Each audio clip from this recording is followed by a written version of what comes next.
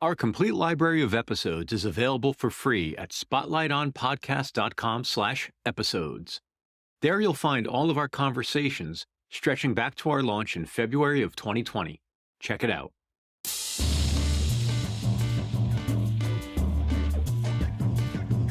Hello and welcome to Spotlight On, a production of 23 Media Ventures. I'm your host, Lawrence Purrier. Today the spotlight shines on Diana Pasulka, religious studies professor and the author of two books I've really enjoyed these last few years. 2019's American Cosmic, UFOs, Religion, Technology, and Encounters, Experiences with Non-Human Intelligences, released in November 2023. As Diana points out in her work and in our discussion, religious studies is not about the veracity of any specific religion or religious claim. Instead, it's about the implications of belief on the believers and the societies they live in. As you'll hear, this led Diana's interest into other groups of believers, namely people who claim to have had experiences with UFOs and other non-human intelligences. A big part of this work involves talking with and spending time with the so-called experiencers, not only of UFOs, but of angels, demons, and other types of perceived sentience and consciousness, including AI. Another strand of Diana's work, which we only briefly touched on, but may be of specific interest to listeners of this podcast, is the role of media in shaping and reinforcing belief, and how context, presentation, and repetition shape perceived truth about topics for which there is no objective or agreed upon fact. For example, Diana relays cases of experiencers who report interactions with crafts or beings that do not look like stereotypical flying saucers or little gray aliens. Even in the community of ufologists, those cases get criticized or dismissed because the reports are not what UFOs or aliens are supposed to look like. In our hour together, we covered a fraction of the ground I would have liked to, so we're linking to Diana's website, books, and other resources in the show notes.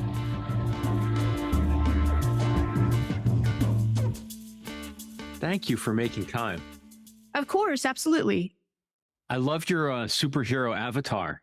That was there before you, while you were logging in. Yeah, that's a National Reconnaissance Office patch. Wow. It's a mission patch. Yeah. It's the goddess Athena. Nice. Victory through intelligence. That's what it's about. I love it.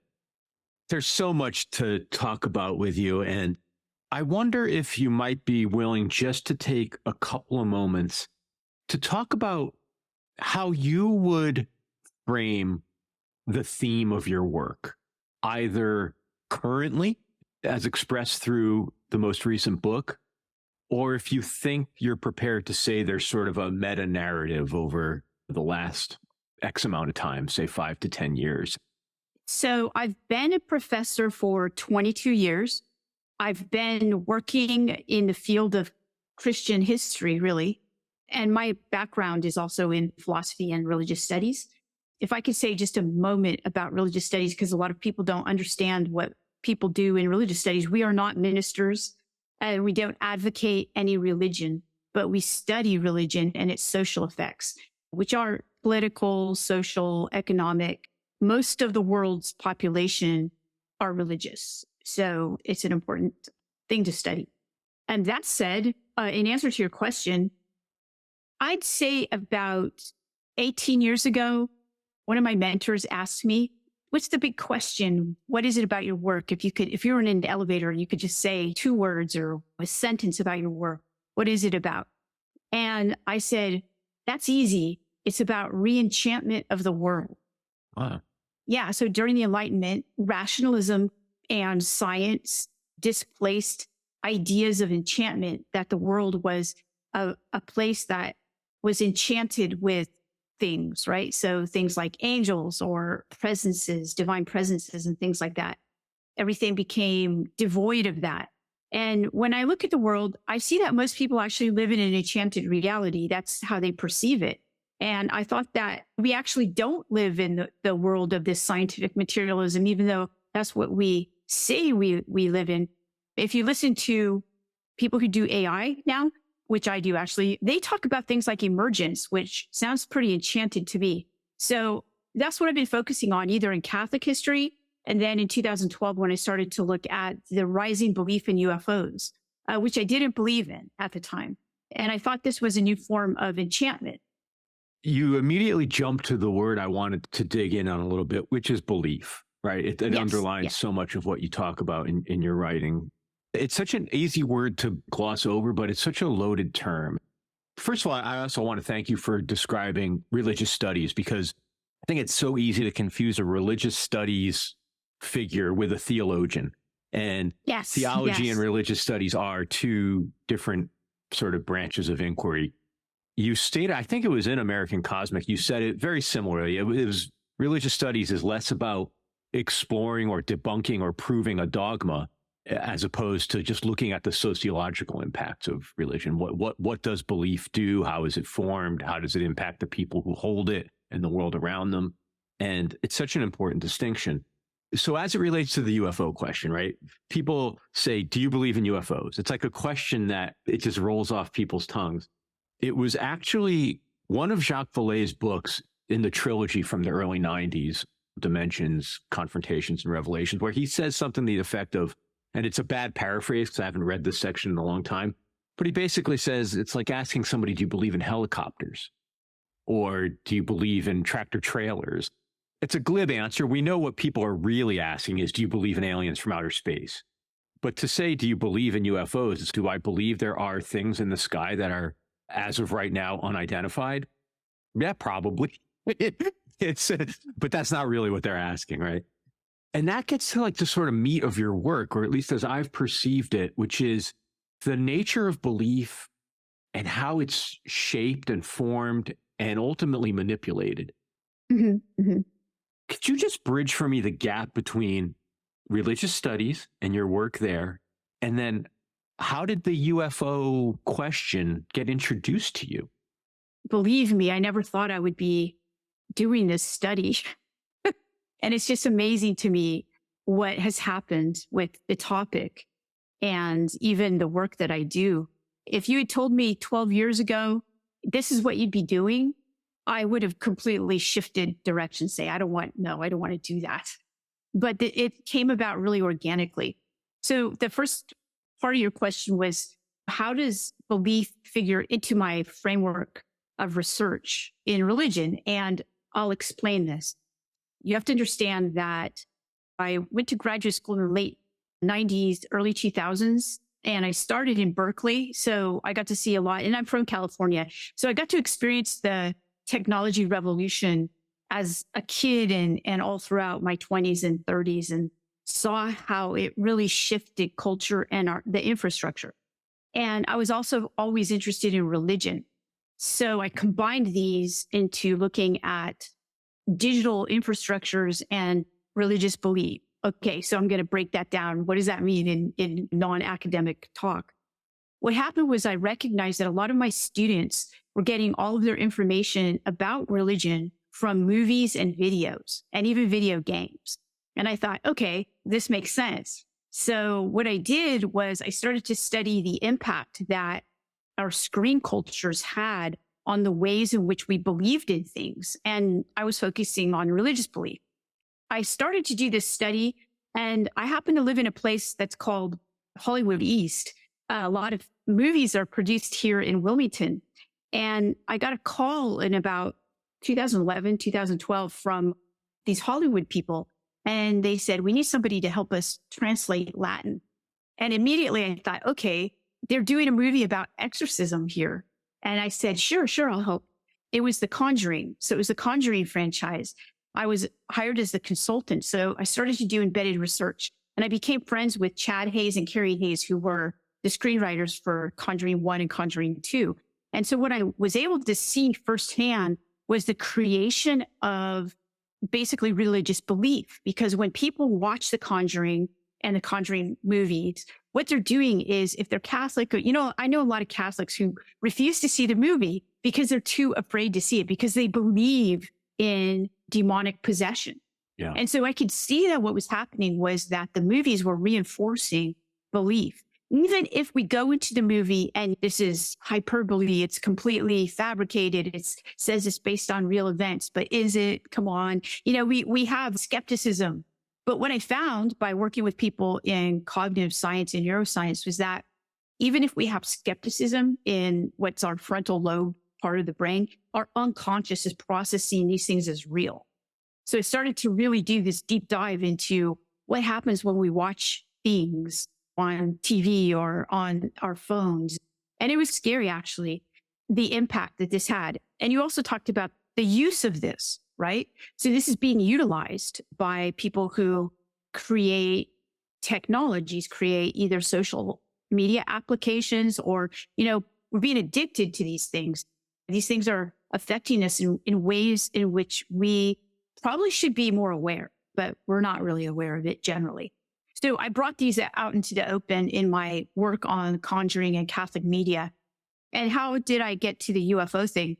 What happened was I had been writing this book about the Catholic doctrine of purgatory, and I wanted to know why Catholics used to believe in it and now don't even know about it, even though it's still a Catholic doctrine.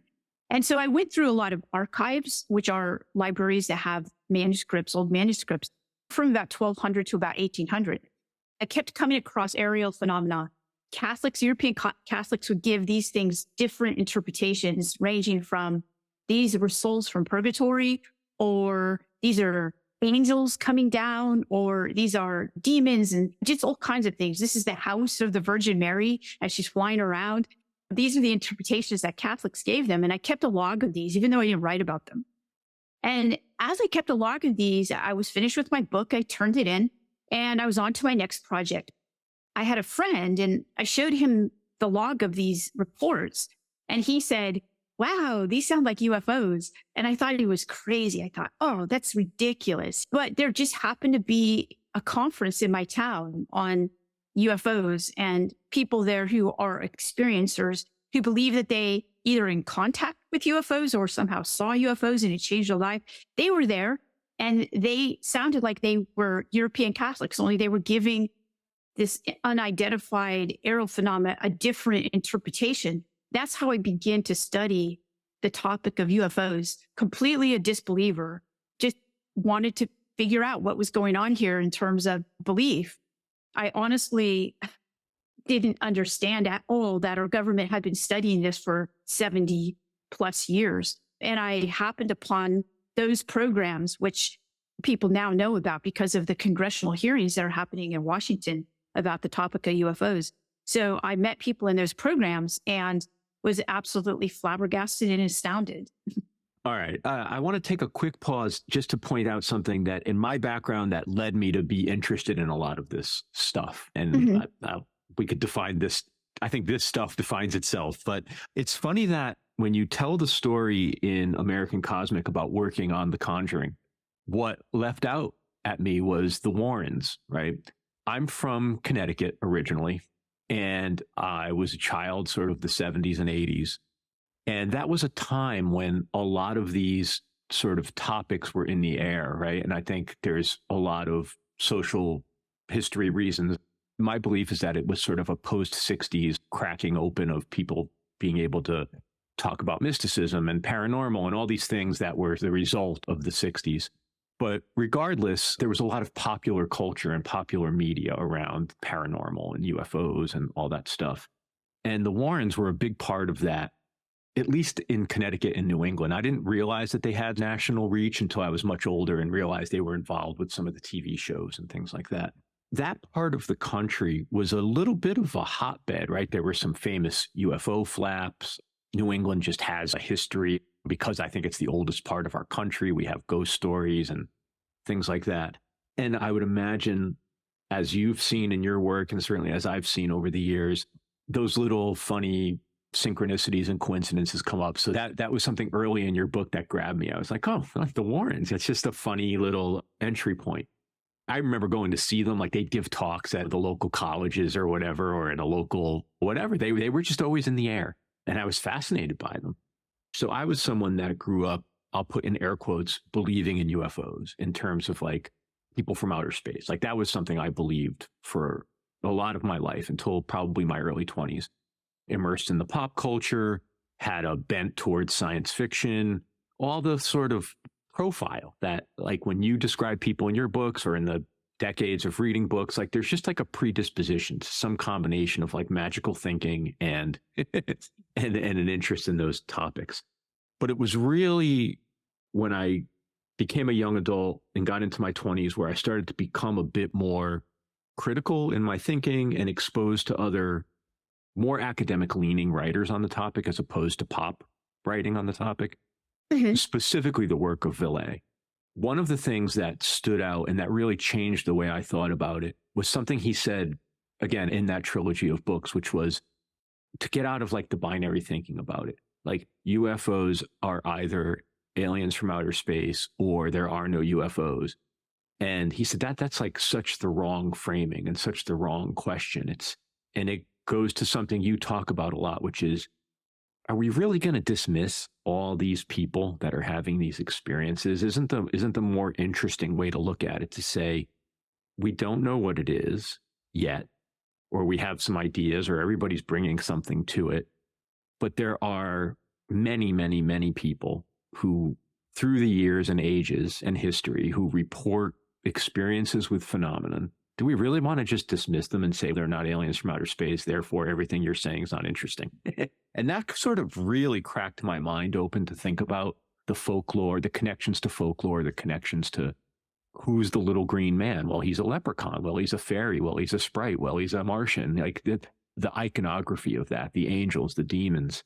As you've explored what I'll call like the folkloric connection, or how far back the sightings go, how far back does it go? Or a better way to ask, like, where does the comparison or the analogy break down, right? And to sort of clarify a little, I tend to think of religion in general as ultimately being a long memory of something that happened, like not something that was invented out of thin air.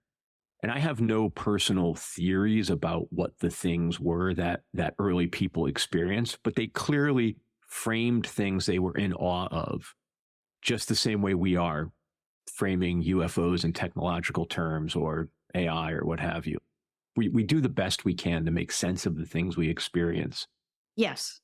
So I guess what I'm asking is, how far back in time have you gone? Are you primarily interested in the Catholic era, or what are people describing?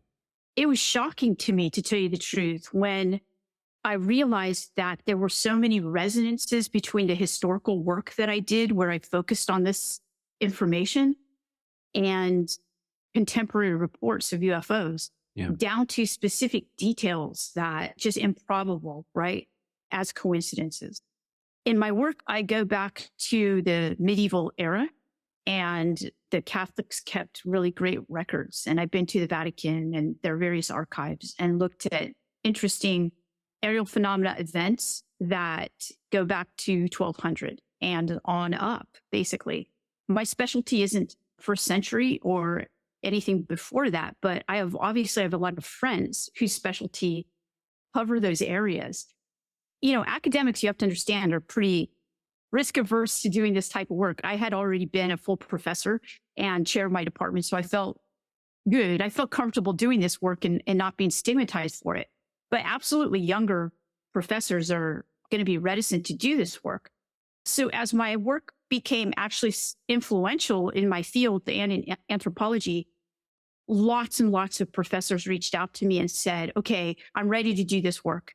And I do the Hindu tradition, or I do Buddhist traditions, or I do medieval Chinese traditions. I do Islamic traditions. And there are so many people now who are doing this historical work that goes back and identifying these aerial phenomena in these traditions, doing the translations. It's amazing what's happening. Dr. John Mack from Harvard, he was also studying this from a psychiatric standpoint, because he didn't believe, when he first started to do the study, he thought that this was, people were having pathologies. So he did a study of the people and he found that they were ordinary in every respect. They didn't have pathologies. So of course that led him to go into the rabbit hole, right, of UFOs. And the research route he took right before he passed away was going to Indigenous communities because they have oral traditions that are really, really old. And actually, that's what I've started to do too. I started to say, okay, how far back does this go? So I spent a lot of time looking at Australia. I did some interviews of people in Australia for my latest book. And I also talked to people who are Indigenous Australians. They claim that their tradition goes back 65,000 years. Okay. And that's a huge oral tradition. And they say that there's contact with these beings for that long. So I don't know how long it goes back. I know that when you look at the records from my research, it looks extremely similar to what's happening today. Even the details of the instruments that are used to examine people and things like that. I mean, it's just incredibly strange. They try to talk about it in the way in which a medieval Catholic would be able to talk about it, right? Whereas a person today would say, oh, these little green guys or these grays came into my room and they had this instrument and they were scanning me. And the instrument looked like this. It looked like a light source. It had a light on it and they were using a laser. Whereas the medieval European would say, this being, which was about 3 feet tall, had a dart. And on the end of the dart was a fire. And they used the fire to go up and down my spine. That's what I found. And it really did shock me. So I was really shocked by that. Yeah. A few things in there I wanted to comment on. One was, I haven't been able to divorce whether it's a result of your work or if your work is just part and parcel of this observation that I've had recently, which is, it seems like two figures, John Mack and Alan Hynek, have both had a bit of a renaissance in terms of people talking about them again, revisiting them again. I'm old enough to remember that there was an arc to Mack's sort of public life in terms of him being credible because of credentials. And then there was some controversy around his work and his use of regression with the experiencers. And then he seemed to be, as you alluded to, going on a different path towards the end of his life that I think was he was getting to the heart of his work. And then you talk about Hynek in your book and your connections to even his interests in esoterica and practices. Mm-hmm. And I've just seen his name coming up again and again. And he's another figure that was always treated as a curio. I think because of his closeness to the world of officialdom and the government, he was treated skeptically. But I think your work and certainly Jacques' work and other people he's being cast in a more favorable light, is my perception. But I wanted to ask you something. You mentioned your conversations with Indigenous people in Australia. I recently rewatched The Right Stuff. And have you ever seen the film? To say I haven't, I feel really terrible about that. Oh, then I don't want it. I think there's a section of the film that reminds me of you and I think would resonate so powerfully with you. The film is the story of the Mercury program. During the part of the film that deals with John Glenn's orbit, his initial orbit of the Earth, there's a scene where Gordon Cooper has to go to Australia to a satellite station because when Glenn passes that part of the Pacific, that's the only way they can communicate with him.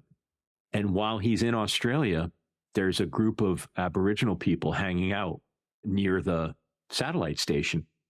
And as he's walking from his car to the satellite station, one of the Aborigines approaches him and says, "Hey, what are you doing here?" And he laughs and he says, "I'm an astronaut and my friend is going to pass by and I'm going to talk to him."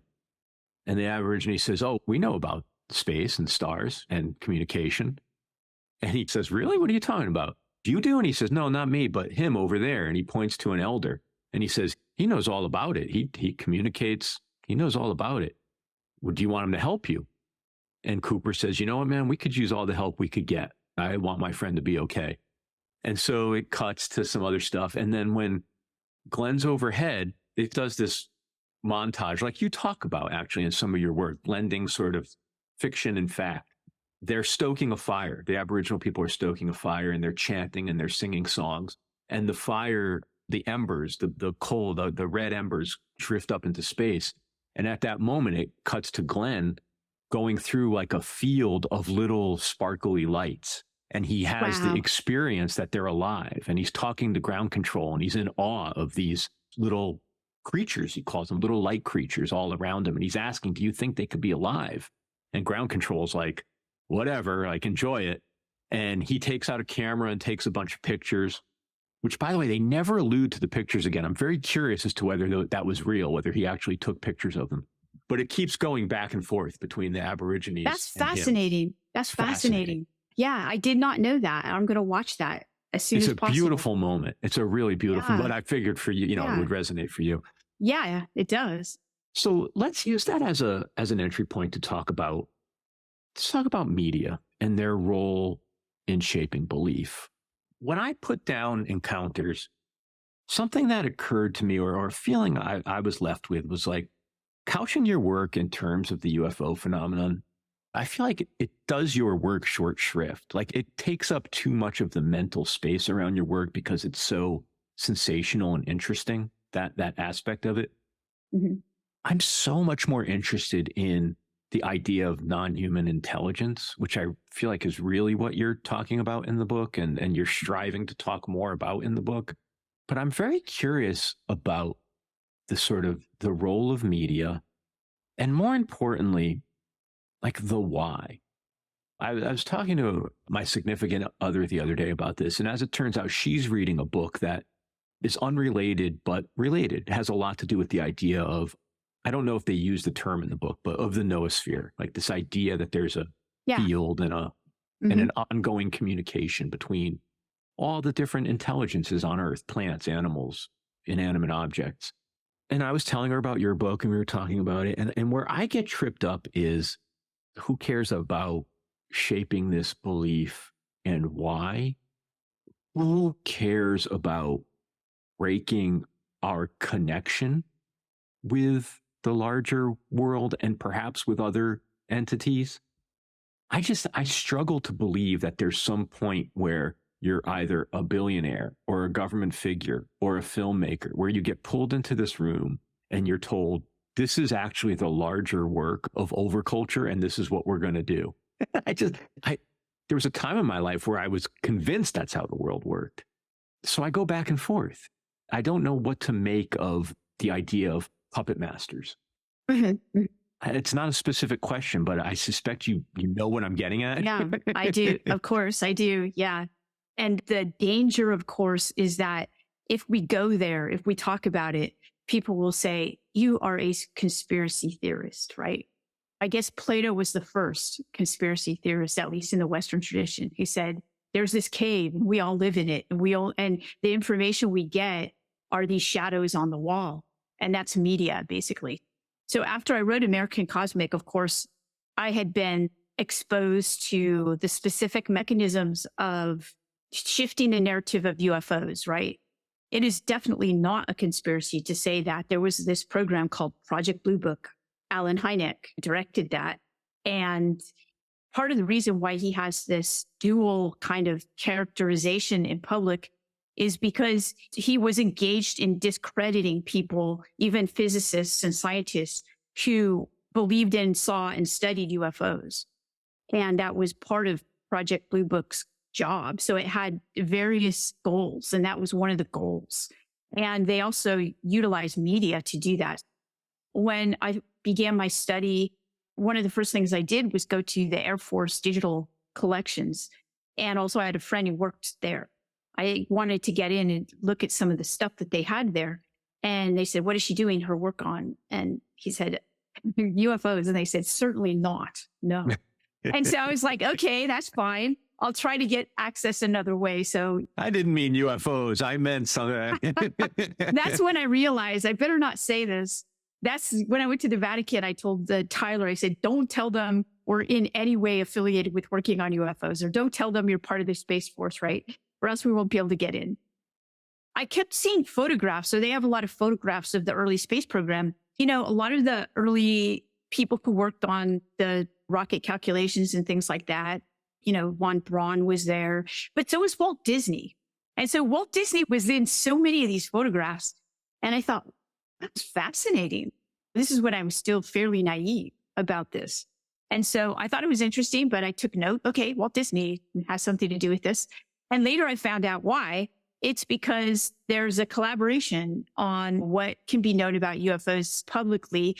And because the media is our way of gaining knowledge about things, it was partially controlled that way. And it was Blue Book. And by the way, Alan Hynek changed his mind about UFOs toward the end of his life. So that's why, whereas before you could say, oh, he's a bad guy, but now he's a good guy because he recognized, yeah, there is something here and we do have to study this. So he broke away from his previous position and he was a patriot. He was basically doing the work that he thought he was trying to protect our country and national interests and the American people. So to call him a bad guy is not to actually see the nuances of what he had to do. So there we have, you're asking this question about the allegory of the cave, because the allegory of the cave, of course, is a section in Plato's Republic. And it's a dialogue between Plato's brother and Socrates, which is his teacher. And I believe that your listeners are most likely aware of what it is, Plato's allegory of the cave. So I won't go into what happens, but it's been repurposed a lot for movies today. The Matrix is based on this idea that we live in a simulated reality and we have no clue that we do. And there are these bad actors who are forcing us to live in this reality and utilizing us while doing so. Okay, so this is kind of the idea. Well, after American Cosmic, I was very shocked at the extent and the organization of this group to basically show us what they wanted us to see about UFOs. They were very effective at it. So I became fairly, well, shocked is one word. Depressed is another word. I guess I became somewhat depressed because I thought if UFOs are like this, certainly everything is then, right? You know, a lot of things that we see will be like this as well. I guess that's when I decided to look at these various ways in which these texts from culture that go way back, like Plato's Republic, which asks the question, can there be a just society? Can there be like a democracy, basically? And it ends with this allegory of the cave. It never really answers that question, but it ends with this as an answer. And so I start to look then, I re-look at certain texts, like I look at the parables of Jesus and I look at the New Testament. I started to see things differently than before. I started to see that there were people who were basically using code to talk to other people and saying, look, this is what it's like, and this is how you have to survive it. I recognized that there were keys to, like, it's almost structural, that if we have an industrial society on any level where there's a society, a hierarchical society that is large enough, that almost is the structure involved in it has to do with deception, some deception, in order to keep everything going. You know, I've been studying a long time. So I re-looked at a lot of the works of René Girard, Plato, and then I looked at 1984 and the more recent literature that was dystopian. What I found was that there was a difference. When you look at the more recent literature, there's no out for us. It is just the way it is. This is how it is. And this is how, yes, it's depressing, but this is what it's like. Whereas the former literature, the older literature, always presented a way out. So I spent some time in encounters exploring that and talking about specific examples of when I met people who were the puppet masters, who were actually, their job was to actually create the media, control the media that we were being exposed to about UFOs. And by the way, my philosophy friends didn't like this reading. I would insist, I would say, let's look at the allegory of the cave again, and let's pay attention to these puppet master, Plato just didn't put them in there. He put them in there on purpose. And they said, no, that's just a rhetorical device, Diana. Like, what are you doing? But I did find some philosophers who actually did read it like me. And I met them and we discussed it. We'll be back with more Spotlight On right after this break. Other than the podcast itself, the best way to stay in touch with our various goings-on is to be on our mailing list. To sign up, go to spotlightonpodcast.com and click on Newsletter. Thanks. And now, back to Spotlight On. So you're very cautious. I don't want to say cautious, but you're doing more of the work of presenting information, and you're not necessarily saying, therefore, here's my cosmological conclusion.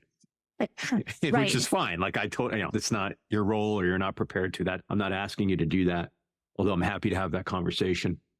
But the way I read the sum total, not only of your two previous books, but also sort of my own work in the last specifically 30 years of reading about this stuff and reading about folklore and religious tradition and spiritual traditions is that it appears that there are many writers and traditions and philosophies talking about an age-old struggle between forces that are some combination of human or non-human, potentially with some contact between the two, and some obscuring about what the real nature of reality is for most of us, but that one can transcend that by having what might be called ritualistic or spiritual practices that allow you to reconnect with an earlier intuition, sense of connectedness. I'm trying to stay as like non-dogmatic and broad in my language as possible. That seems to be the general story of the human condition that all of these people, including yourself, are talking about.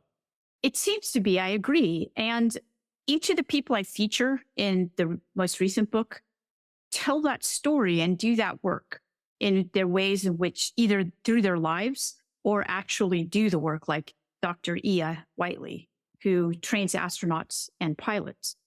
I attended the Soul organization, the Soul Foundation's inaugural conference at Stanford last weekend. SOL, right, for listeners? Yeah, SOL, that's right. yeah. Yep. And it was amazing. She gave a presentation and she talked about her work with astronauts and pilots and training them to be in extreme environments, especially astronauts. And what she did, and I feature her in my book, she discussed her work on pre-verbal, and I know it sounds like an oxymoron, pre-verbal language. She says that we all have a set, it's almost like a language, okay, but it's not verbal, but we utilize it in environments. You know, when you do something, and then you realize what you did and you say, oh, how did I know to do that? Things like that. A friend of mine was in a car, we were driving, and she just rolled up her window and then a rock came and hit the window right after she did that. So on some level, she knew that was happening, whether she saw it out of her peripheral vision and her body responded to it. So what Dr. Whiteley does is she helps people, even surgeons, because she was so successful at doing this with pilots and with astronauts, that the medical community reached out to her and said, can you train our surgeons on this type of expertise that you're talking about? So she's developing this type of connection of information. So we do have a connection to information that we seem to forget. And so what her work is very important, is to help, especially people who are surgeons, you know, they're working on our bodies, right? Our life, and literally all of the communities that she's talking about impact our lives. Okay. So she's talking about pilots who we fly with, right? And she's talking about astronauts who have billion-dollar satellites in space, all of these people, surgeons. So her work is very important. And yes, that's what she's doing. She's reconnecting people to this information source that we never talk about. We're generally not taught about this. Now, another part of your question is, this seems to be the human condition. I'd read up on Indigenous authors, and I recommend highly Tyson Yunkaporta's book, Sand Talk, which is, he's Indigenous Australian, and he basically presents his worldview in this book, and is fascinating. What I recognized was that the tradition of which you and I are part, the Western tradition, absolutely, my book is about our condition, our human condition. And when I go back to the allegory of the cave, and when I go back to, say, the New Testament, the Gospels of Jesus, and those kinds of works, which talk to us about how to survive in basically governments of injustice, right? Very unjust place, but we live here anyway. How do we deal with that? Perhaps this template is ours, the Western, you know, our tradition, I would suggest, is probably global, but maybe it's not for certain communities like Indigenous Australians. They don't need that kind of book, right? But we certainly need that kind of book, like the Plato's Republic. We need that in order to teach us about how best to flourish in these kinds of societies. So I don't think it's universal.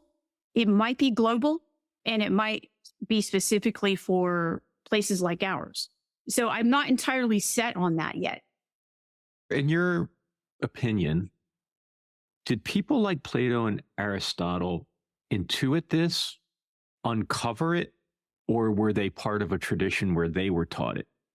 You can see the shift in traditions in Plato's dialogues. And he ascribes this older tradition, an older lineage, which is a oral tradition, to Socrates. Now, of course, Socrates never writes anything. And in fact, Socrates is not an advocate of writing because he believes that this older tradition will be lost. And he even spent some time talking about this pre-verbal tradition that you and I just discussed that Dr. Whiteley has access to. And he talks about it in terms of, and he even thinks that the Athenians who he's talking to are going to laugh at him for talking about it because he actually makes a joke about it. He says, some people think that the trees have a language. And he says, you might find that funny. He's talking to the younger Athenians. But he says, but the technology of writing, which was a new technology for them, it's going to take you apart. It's going to sever your relationship to this older tradition. It's very clear as day. That's, again, why the dialogues are so important for our history, because you can identify the severing that we experienced. It definitely paints things like the mystery traditions in a new context, right? Like it becomes not just like these fun philosophical parlor games, and it's actually an important means of transmission, like of continuity. Yes, absolutely. Yes, it is. I do spend a lot of time talking about the oral tradition and what's lost. You know, we're so text-based. I think that's changing, but what's lost when things get completely digitized or even in books. Oh, this is actually a really good example. Here's an example, something that I learned at the Seoul conference. It was in a talk by Rear Admiral Tim Godelay. He is in the Navy, he's retired Navy, and he's an admiral. And so my father who's passed on, used to tell us this story about when he was in the Coast Guard. He told the kids, right? He said, we were in the Coast Guard and we were on the Bittersweet, the ship called the Bittersweet. And we were out in the middle of the ocean. We were stopped. He was the sonar man, by the way. And so he could see at the bottom of the ocean, a gigantic object that had moved under the ship, and thus the ship stopped. Any kind of electricity in the ship stopped also. Nothing. They couldn't move for hours and hours. They were terrified. The sonar was still working though, so he could report it, and it was scary and terrible. And he told this story a lot, and my brothers and I remember it. I didn't think about it until Tim gave his lecture at Seoul, and he basically said, this is what happens when these objects come under our naval ships. And he went through the whole thing, detail after detail, and I couldn't believe it. But that was an oral tradition that my dad passed on to me, right? And I remembered it. And here it was confirmed by data that the Navy had. But I told my brothers, and my brother said, oh, that was just a story Dad told. And I said, just because it was an oral tradition doesn't mean that it was inaccurate. It was probably more accurate than a written tradition. And I just got it verified that this actually happens to people still today. It's so funny because there's moments in the book, and like when you gave the example about the car window and the rock, and Yes. something said to roll up the car window. A psychologist would say you're just overlaying that meaning retroactively, and there's something to say from science on all these things. And up until very recently, that's how I would have reacted. And what I've come to realize in the last couple of years is that there's a limit to rationality. We all want to be rational, or we don't want to be irrational. We don't want to lose our tethering in reality. Yeah. But that doesn't mean that the reality we're sharing is the real world. So Right. that's why it's also difficult to navigate, right? There's literally centuries of this sort of overlay and this conditioning. And it's all so complicated because it's mixed signals, right? None of it should get thrown out, and none of it should be the whole story. And that's a really difficult ground to stand on, right? You don't want to dismiss science, but you don't want to make it a religion. I think that's the method that we use in religious studies. I think you just described it very well. So it's this knife's edge, right? So we don't conclude, but we also don't dismiss. It's essentially the work of, you're trying to have non-dualistic thinking. That's right. It's not either or. It's and but. It's funny because I had a guest on about a month or two ago who was writing a book about one of my favorite authors and pop philosophers, a guy named Robert Anton Wilson. I don't know if you're familiar. Yeah, I am. Yeah. He's fascinating. It doesn't surprise me that you'd be familiar with him. It wouldn't have surprised me if you weren't, though, because a lot of people dismiss him. But he wrote a little book that I love called Cosmic Trigger.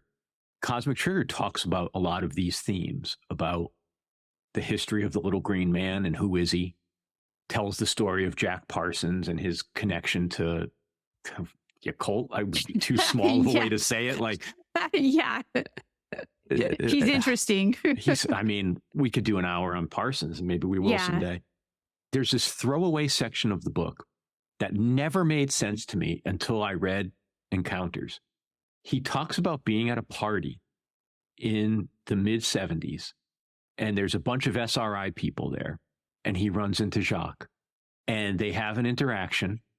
Wilson's very aware of the fact that they're from very different worlds, but also that they're studying the same things. Fascinating.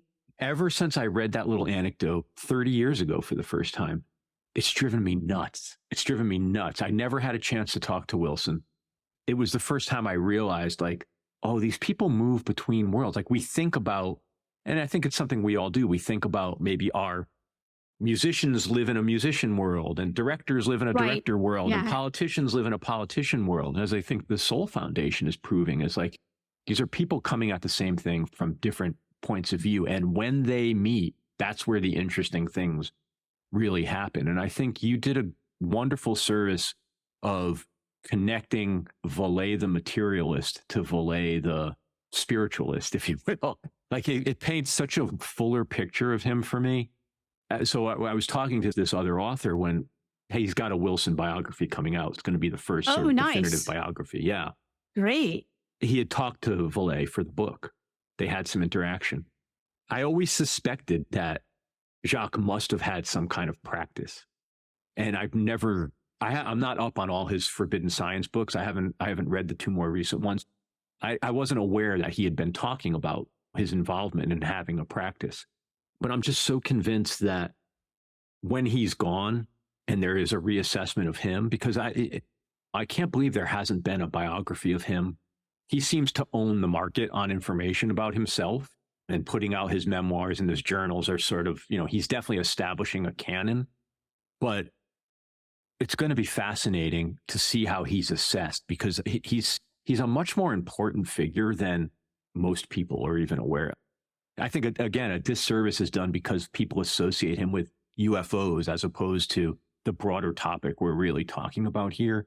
He's such an important character. He really is. And when I first delved into his work, because I read Passport to Magonia, and it really reminded me of my book about purgatory. It seemed like we were doing something very similar. And then I recognized that he had a PhD from Northwestern in information science, and he was an astronomer. And back in that time period, this was like just 10 years ago. Now he has a lot of his information and data and topic articles on Academia EDU for free. But back then I had to microfiche a lot of his work, and I'd ask him for it too. And he said, I don't know where I put that. And what struck me in the beginning of meeting him was that he was a venture capitalist technologist who was interested in UFOs. And I thought, wait a minute, there's a direct correlation here. Like he worked on ARPANET, right? Which was the pre-internet. Now, what's going on? That you can't separate that. And that's why I focus on non-human intelligence. And a lot of that story right now is the story of AI too. What I was beginning to understand, and I knew it, but I just didn't know what those connections were until I delved into all of Jacques' work and talked to Jacques and talked to people around Jacques.